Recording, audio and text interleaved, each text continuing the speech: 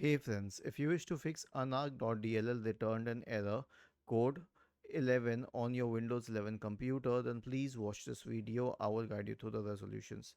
So the first solution is an SFC scan. Search for command prompt in the Windows search bar and click on Run as Administrator. Type the command sfc space / scan now and hit enter to invoke the SFC scan. The next solution is to reinstall Microsoft C++ redistributable. So search for Microsoft C++ redistributable in the address bar.